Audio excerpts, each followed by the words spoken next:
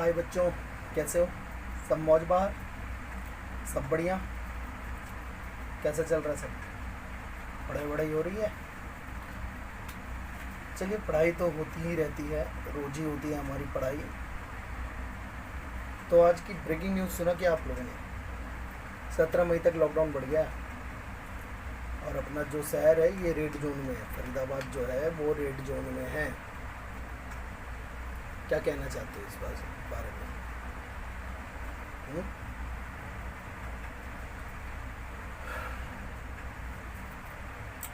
बहुत बुरी हाल है सर, बहुत बुरा हाल है। पता नहीं क्या होगा, भगवान जाने कब लॉकडाउन खुलेगा, कब से स्कूल कॉलेजेस कोचिंग सेंटर्स सब खुलेंगे, कब से हम लोग काम वाम पर करेंगे जाएंगे।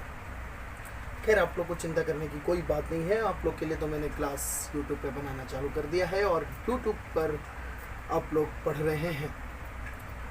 और मेरे जैसे कई सारे जो टीचर्स हैं वो सब लगभग ऑनलाइन क्लासेस दे रहे हैं, जैसी जिनकी सुविधा हो रही है। जो हाईटेक वाले हो तो हाई टेक्नोलॉजी के सहारे ऑनलाइन क्लासेस दे रहे हैं। तो आशा करता हूँ कि आप लोग को पैनिक होने की ज़रूरत नहीं है।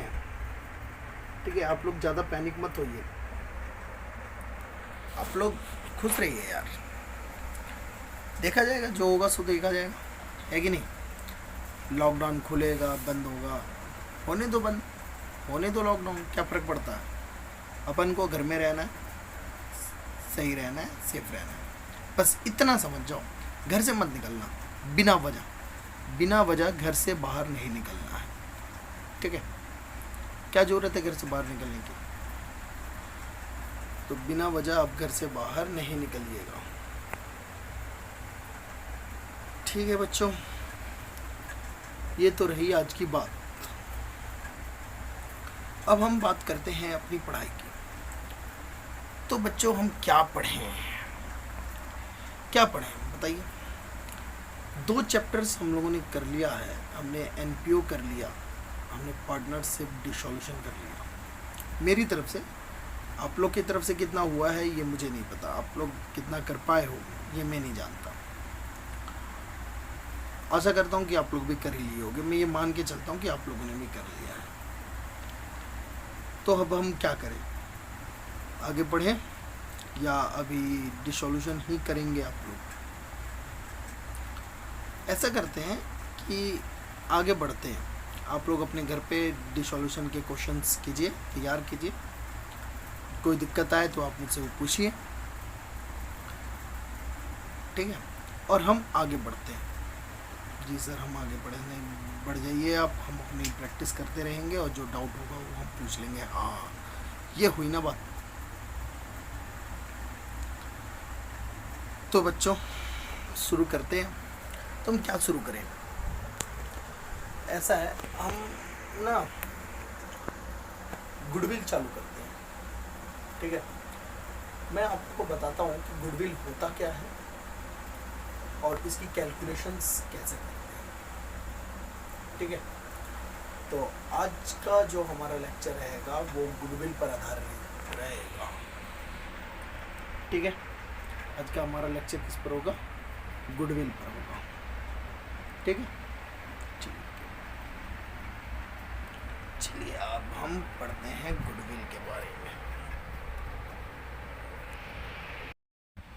तो बच्चों, हमारा टॉपिक है गुडविल। हमारा क्या है टॉपिक? गुडविल। आज का हमारा टॉपिक है गुडविल। सर, ये गुडविल क्या होता है? गुडविल को हिंदी में हम ख्याति कहते हैं। गुडविल को हम हिंदी में क्या कहते हैं? ख्याति। क्या होता है सर ख्याति? देखिए, मान लीजिए ये कंपनी है XYZ और ये कंपनी है ABC। फिर ना गुडविल में आप लोग को समझा देता हूँ। देखिए, ये कंपनी है XYZ और ये कंपनी है ABC। मान लीजिए ये जो XYZ है इसने भी कैपिटल लगाया 1 लाख रुपये और ABC ने भी अपना कैपिटल लगाया 1 लाख रुपए का। दोनों ने अब 1-1 लाख रुपए की कैपिटल लगाई। ठीक, दोनों क्या करते हैं, दोनों का जो बिजनेस का नेचर है वो सेम है, दोनों ही पेन बनाने का काम करते हैं। दोनों ही क्या बनाती हैं, पेन बनाती हैं। दोनों का कैपिटल सेम है, दोनों पेन बनाती हैं, और दोनों की जो मशीनरी है, टेक्नोलॉजी भी जो है वो सेम है, ये मैं मान के हम चलते हैं।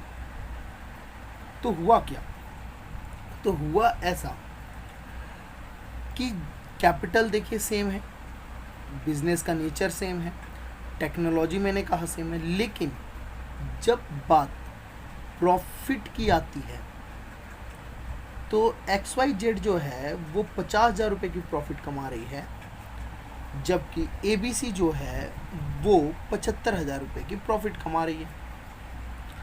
देखिए कैपिटल सेम है, बिजनेस का नेचर सेम है, लेकिन प्रॉफिट दोनों अलग अलग कमा रही है। हो सकता है जी, जरूर हो सकता है। तो जो ये ABC कंपनी प्रॉफिट जो कमा रही है 75,000, मतलब कितने का ज़्यादा हो रहा है, 25,000 का डिफरेंस आ रहा है। तो ये जो 25,000 का डिफरेंस आ रहा है ना, मतलब ये जो 25,000 रुपये ABC वाली कंपनी जो है, ये जो 25,000 रुपये ज़्यादा कमा रही है, ये क्यों कमा रही है, ये 25,000 रुपये ज़्यादा क्यों कमा रही है। देखिए हुआ ऐसा होगा कि इसकी क्वालिटी अच्छी रही होगी, इसका पास्ट एक्सपीरियंस, इस मतलब ये बहुत पुरानी कंपनी रही होगी, और भी कई सारे कारण हो सकते हैं जिस कारण ये XYZ से ज़्यादा प्रॉफिट कमा रही है। ये जो अधिक प्रॉफिट कमाने की जो क्षमता होती है ना, ये जो ABC XYZ की अपेक्षा अधिक प्रॉफिट कमा रही है, ये अधिक प्रॉफिट कमाने की जो क्षमता होती है, इसी को गुडविल कहते हैं। बात क्लियर है। ये किसी दो फर्म में समान कैपिटल, एक जैसे कैपिटल और एक जैसे बिजनेस नेचर, एक ही टेक्नोलॉजी से काम करने पर जो एक फर्म दूसरे फर्म से अधिक प्रॉफिट कमाने की क्षमता रखती है, इसी क्षमता को हम गुडविल कहते हैं। इसका एक और रूप देखें, मान लीजिए एक और यही एक कंपनी है PQR और एक है STV। मान लीजिए ये दो कंपनी है, एक है PQR, एक है STV। PQR भी प्रॉफिट जो है वो 50,000 कमाती है, STV भी जो प्रॉफिट है वो 50,000 रुपये कमाती है। सर प्रॉफिट सेम है, हाँ प्रॉफिट सेम है, दोनों पेन का बिजनेस कर रही है जी। तो सर इसका मतलब ये इनमें से किसी की गुडविल नहीं है, नहीं। अभी आगे मैंने बात पूरी कहाँ की है, आगे देखिए। मान लीजिए कि ये जो है ये 1 लाख रुपए की कैपिटल लगाई थी, और जो STV थी इसने 75,000 रुपये की कैपिटल लगाई थी। तो एक बात बताओ, ये 50,000 की प्रॉफिट कमाने के लिए 1 लाख रुपए लगा रहा है, इसका रेट ऑफ रिटर्न जो है इसकी अपेक्षा तो ज़्यादा हुआ, क्योंकि इसकी कैपिटल 75,000 है। ये भी 50,000 की प्रॉफिट कमा रहा है, लेकिन ये कैपिटल कितना लगा रहा है, 75,000। इससे कम कैपिटल लगा रहा है, तो कम कैपिटल लगा करके भी उतनी ही प्रॉफिट कमा रहा है, तो इसका मतलब ये भी इसकी क्या है, अधिक कमा रहा है। अगर हम रेशो में देखें तो इस STV की प्रॉफिट कमाने का रेशो ज़्यादा है। ये जिस वजह से ये जो क्षमता है ना STV की, इसी को हम गुडविल कहते हैं। बात समझ में आ गई। तो हम गुडविल की हम डेफिनेशन लिख लेते हैं एक बार। आप लोग भी वीडियो को पॉज करके और ध्यान से सुन करके गुडविल की डेफिनेशन लिखिए। गुडविल,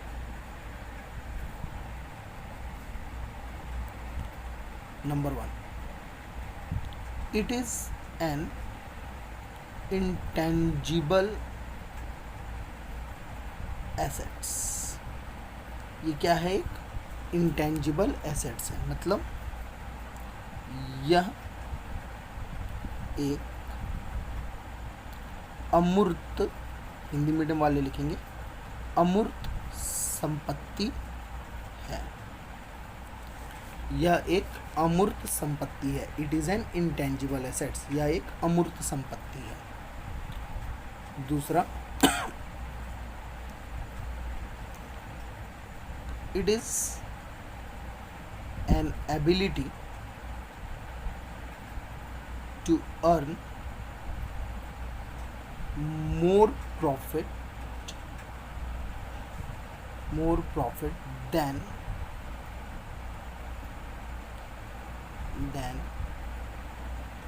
same competitor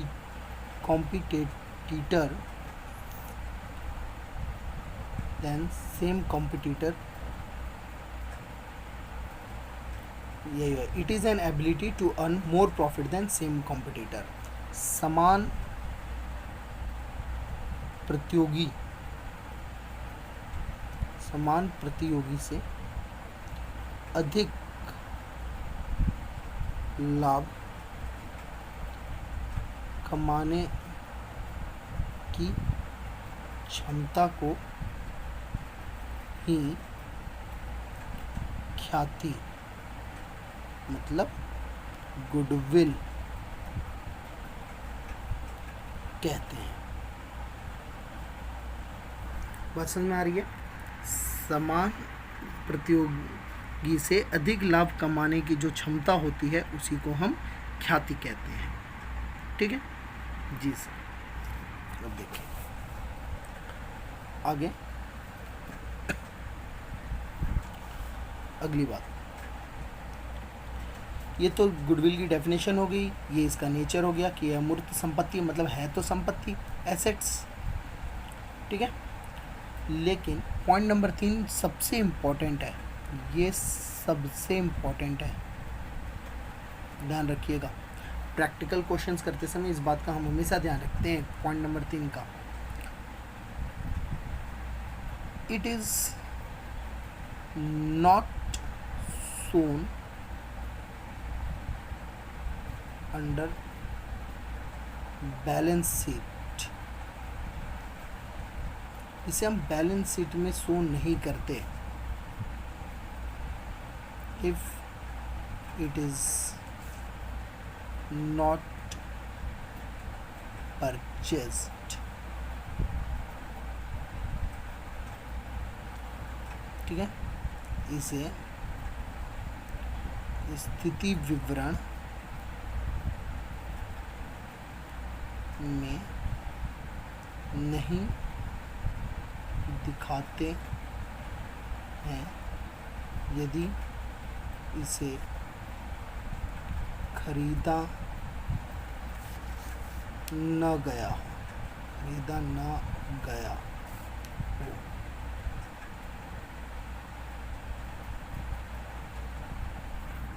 बात समझ में आ गई?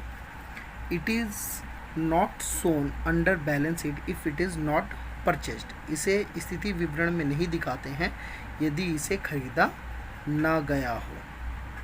तो ये गुडविल है। क्या होता है, इसे वीडियो को पॉज करके आप लोग अच्छे से समझ लीजिए, इसे उतार लीजिए।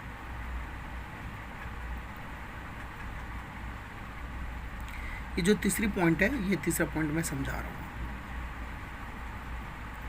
उतार दिया? चलिए अब हम ये तीसरा पॉइंट समझते हैं। पहले देखिए, तीसरा पॉइंट ये कह रहा है कि आप गुडविल को तब तक नहीं दिखा सकते हैं जब तक आपको किसी से खरीद ना सकते हैं।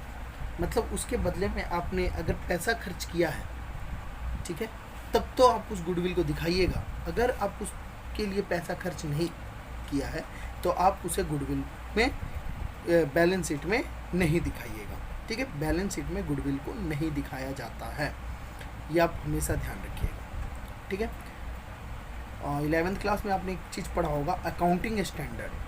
तो अकाउंटिंग स्टैंडर्ड जो है 21 वो इस बात को मना करता है कि गुडविल को बैलेंस शीट में दिखाना है। वो इस बात को मना करता है, वो कहता है कि गुडविल को आप बैलेंस शीट में तब तक नहीं दिखाइएगा जब तक आपने उसके बदले में कुछ पैसा खर्च ना किया हो।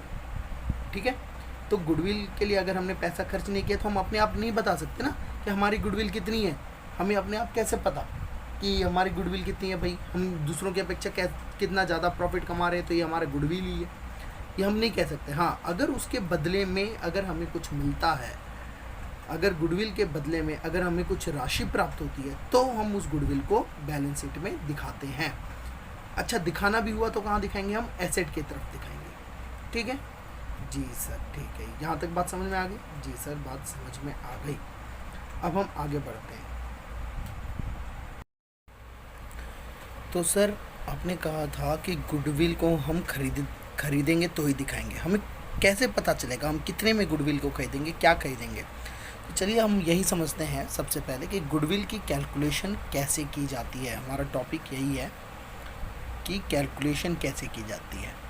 कैलकुलेशन ऑफ गुडविल, ठीक है, कैलकुलेशन ऑफ गुडविल, गुडविल की कैलकुलेशन कैसे की जाती है।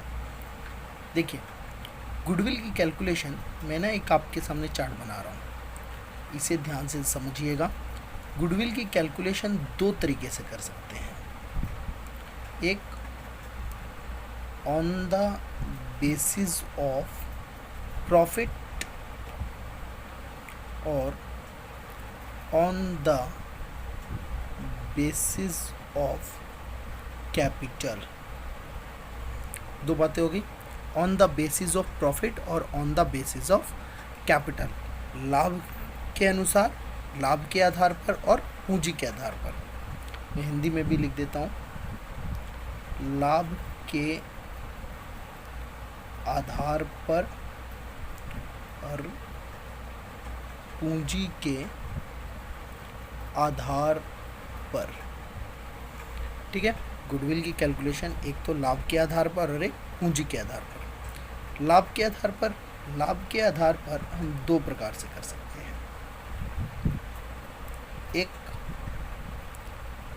Average profit method, average profit method, और एक सुपर प्रॉफिट मेथड।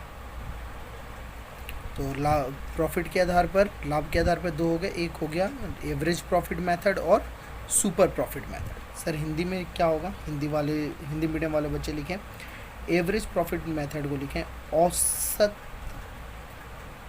लाभ विधि, और सुपर प्रॉफिट की हिंदी लिखें अधिक लाभ विधि, ठीक। और कैपिटल के आधार पर देखिए, कैपिटल के आधार पर भी दो हो जाएंगे, average profit capitalisation method, average profit capitalisation method, और दूसरा सुपर प्रॉफिट कैपिटलाइजेशन मेथड। वही बात है, एवरेज प्रॉफिट मतलब औसत लाभ, सुपर प्रॉफिट मतलब अधिलाभ, कैपिटलाइजेशन मतलब पूंजीकरण विधि, है ना। औसत लाभ पूंजीकरण विधि, औसत लाभ पूंजीकरण विधि, और सुपर प्रॉफिट में अधिलाभ पूंजीकरण विधि। बात समझ में आ गई? जी सर, बात समझ में आ गई। तो हमने गुडविल की जो कैलकुलेशन है वो दो प्रकार से कर सकते हैं, एक तो प्रॉफिट के बेस पर और एक कैपिटल के बेस पर। प्रॉफिट के बेस पे दो प्रकार से, एवरेज प्रॉफिट मेथड और सुपर प्रॉफिट मेथड, और कैपिटल के बेस पे एवरेज प्रॉफिट कैपिटलाइजेशन मेथड और सुपर प्रॉफिट कैपिटलाइजेशन मेथड। अभी देखिए, एवरेज प्रॉफिट मेथड जो है,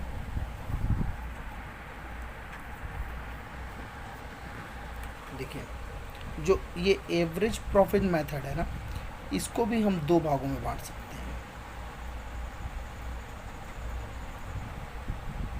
एक तो सिंपल एवरेज प्रॉफिट मेथड, और दूसरा weightage average profit method. Simple तो पता है, साधारण औसत लाभ, और वेटेड का हो जाएगा भारित औसत लाभ विधि। ठीक है जी सर, ठीक है। एक बार ना इस चार्ट को अच्छे से वीडियो को पॉज करके ना आप लोग लिख लो, थोड़ा जूम करके दिखा देता हूँ आप लोग को। ये देखो,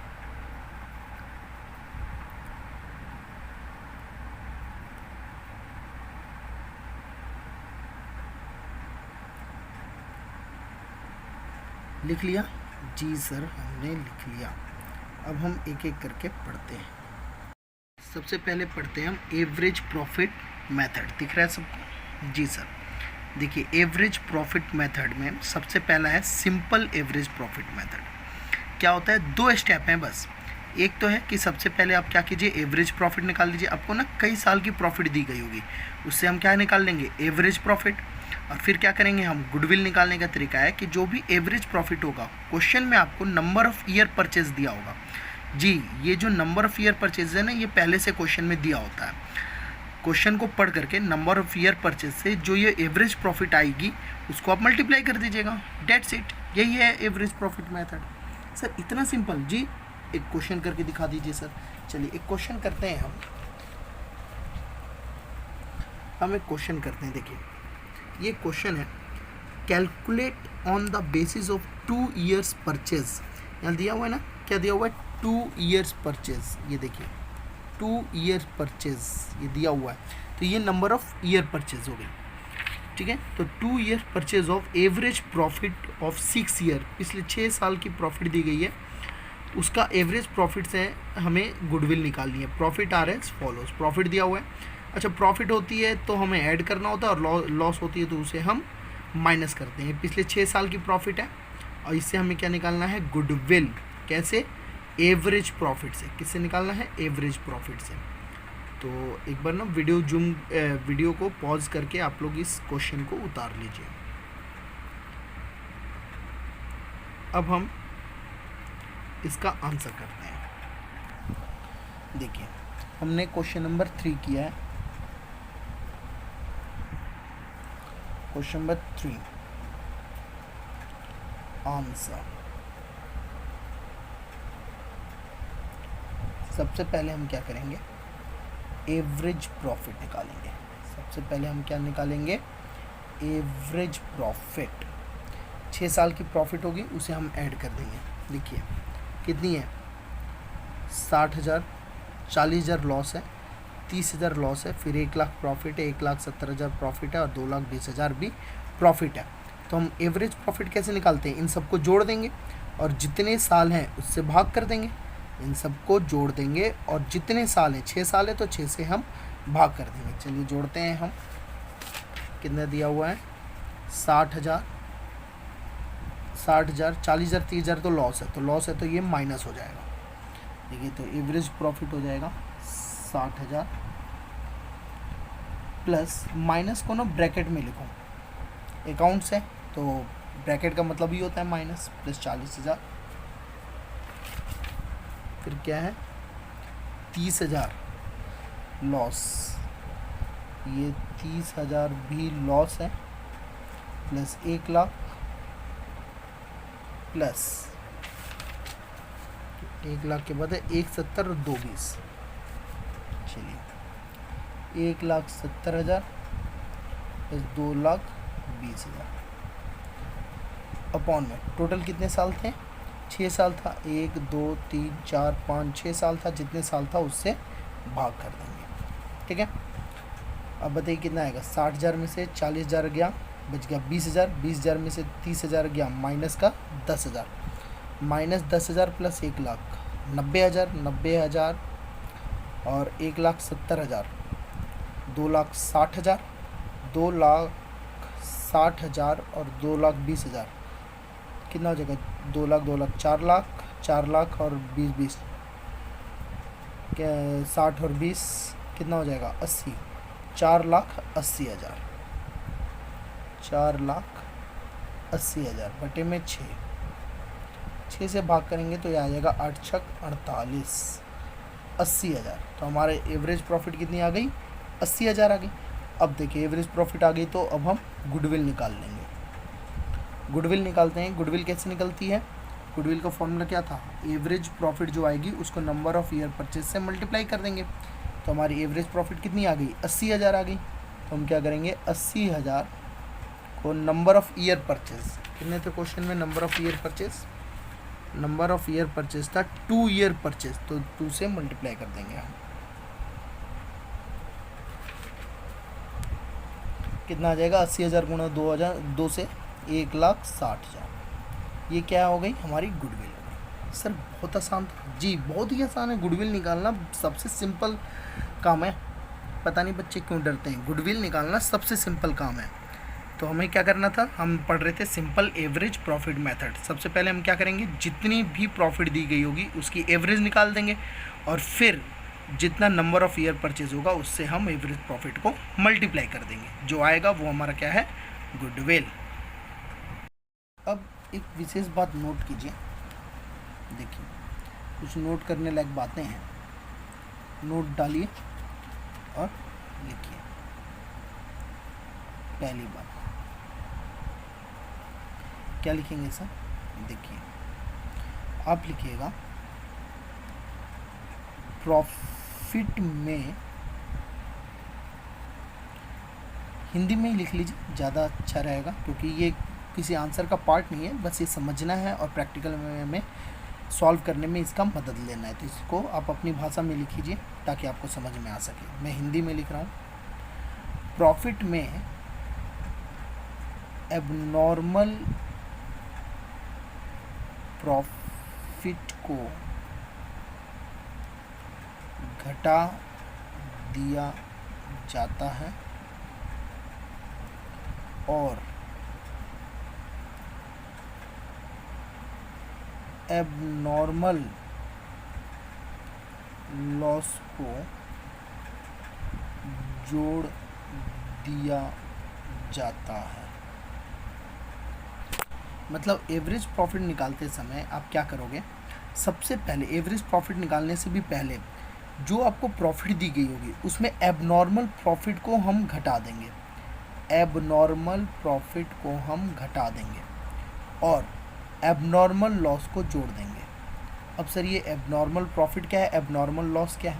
देखिए नाम से ही पता चल रहा है ना, एबनॉर्मल। एबनॉर्मल मतलब जो कि नॉर्मल नहीं है, मतलब साधारण तौर पे आपको प्रॉफिट नहीं होने वाला है। जैसे मान लीजिए कि आपने लॉटरी में कोई पैसा जीता है। अब जिस साल लॉटरी जीता है उस साल तो आपके पास प्रॉफिट ज़्यादा दिख रहा होगा, लेकिन हर साल तो आप लॉटरी में जीत नहीं सकते, तो इसे हम एबनॉर्मल प्रॉफिट कहते हैं। एबनॉर्मल लॉस जैसे चोरी हो गई, आग लग गया, उससे लॉस तो होगा, लेकिन क्या हमेशा चोरी हो जाएगी? हमेशा लॉस होगा? हमेशा नहीं होगा ना। तो एबनॉर्मल प्रॉफिट और एबनॉर्मल लॉस हम उसको कहते हैं जो हमेशा नहीं होता। ठीक है, तो जो भी आपको प्रॉफिट दी गई होगी उसमें से हम एबनॉर्मल प्रॉफिट को माइनस कर देंगे और एबनॉर्मल लॉस को जोड़ देंगे। ऐसे लॉस को हम जोड़ देंगे जो हर साल नहीं होता, जैसे चोरी हो गई, डाका हो गया, बह गया, जल गया, है ना, theft, fire, etc. Abnormal profit जैसे कभी कमीशन मिल गया, कोई विशेष कमीशन मिल गया, तो वो विशेष कमीशन जो सर्टेन टाइम में ही मिलता है वो हर साल तो नहीं मिलता। अगर हर साल नहीं मिलता तो वो हमारे लिए क्या है? एबनॉर्मल प्रॉफिट है। जो हर साल प्रॉफिट का हिस्सा ना हो वो एबनॉर्मल प्रॉफिट, और उसको हम क्या कर देंगे? घटा देंगे।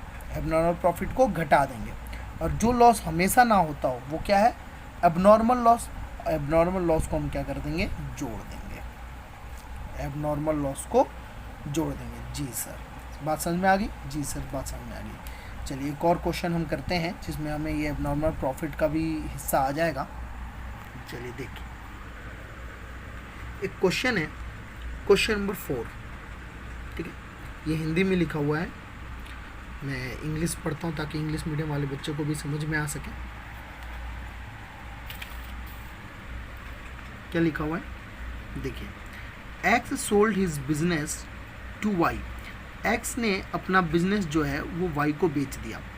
Calculate the value of goodwill. हमें गुडविल की वैल्यू कैलकुलेट करनी है, टेकिंग इनटू कंसिडरेशन, इस कंसिडरेशन को ध्यान में लेते हुए द फॉलोइंग फैक्टर्स।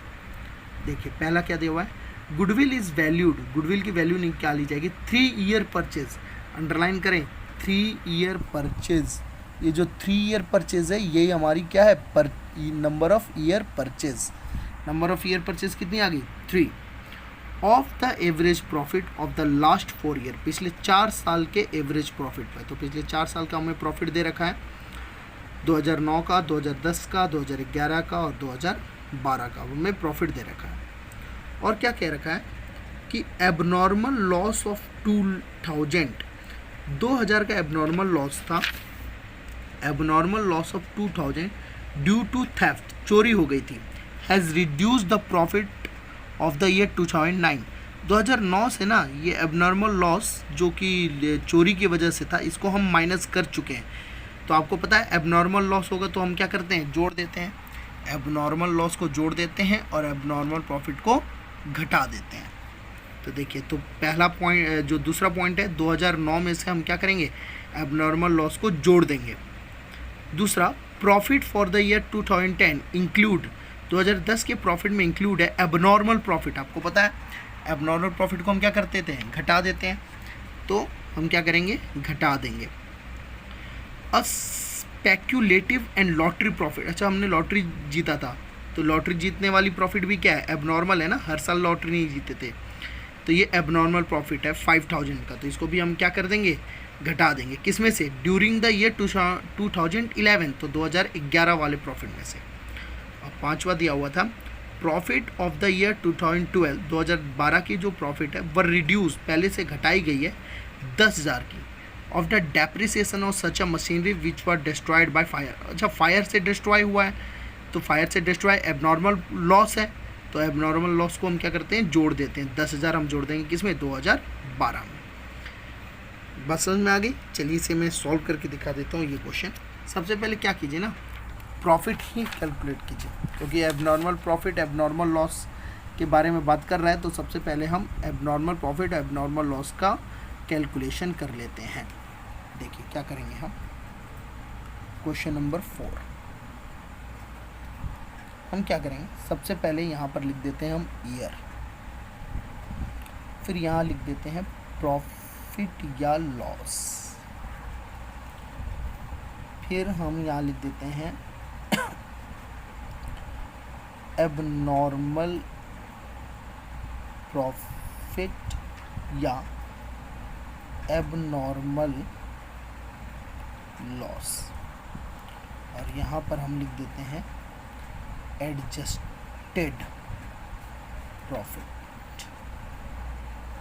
या एडजस्टेड लॉस। ठीक, ऐसे 4 कॉलम बना लेते हैं। तो 4 साल का है, कौन कौन साल के प्रॉफिट लॉस के बारे में बात कर रहा है, 2009 से लेके 2012 तक का, दिख रहा है आप लोगों को, 2009 से लेके 2012 तक का।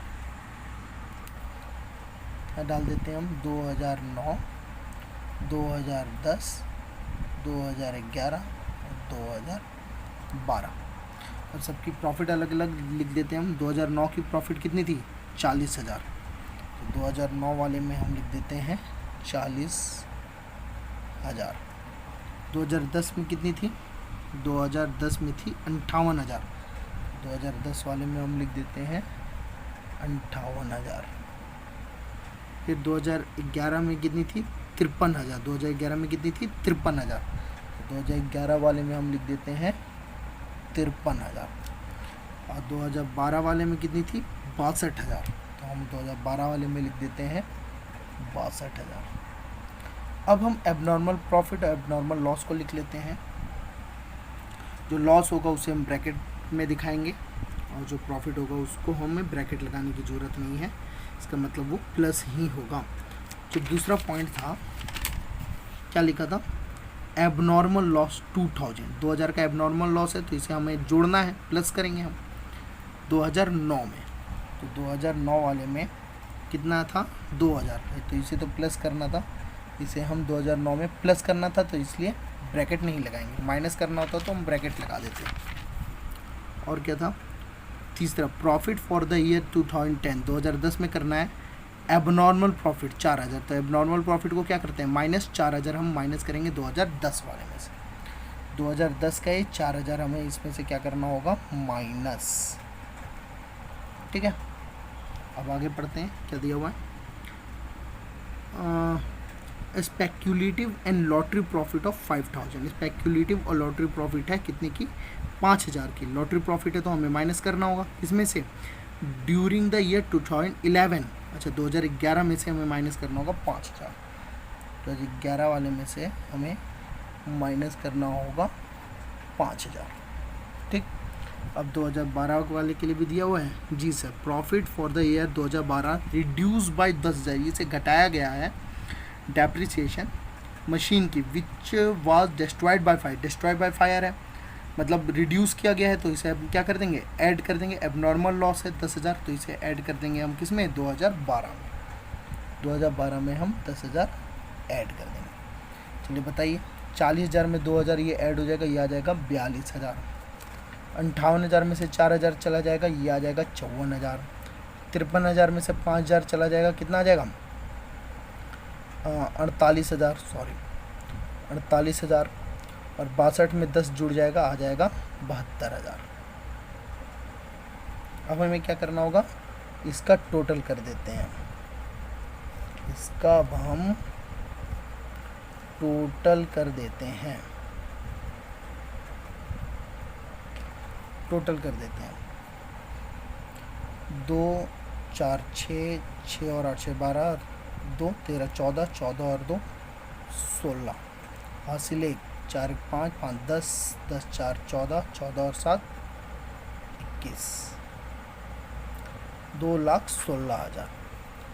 अब हमें क्या करना है, इसके गुडविल निकालना है। तो गुडविल निकालने के लिए सबसे पहले एवरेज प्रॉफिट, एवरेज प्रॉफिट क्या करेंगे हम, 2,16,000 है, कितने साल के लिए, 4 साल का है, तो 4 से भाग कर देंगे, कितना आ जाएगा, 4 5 जा 20, 4 4 जा 16, 54,000। और अब हम निकालेंगे इसका क्या, गुडविल।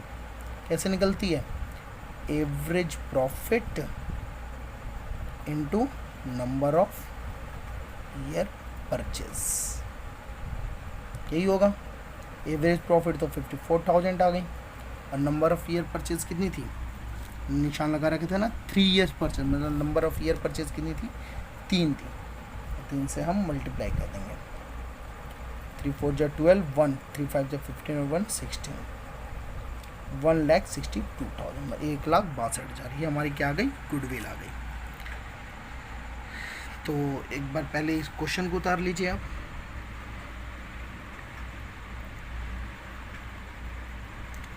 और अब हम इससे आंसर को भी उतार लीजिए।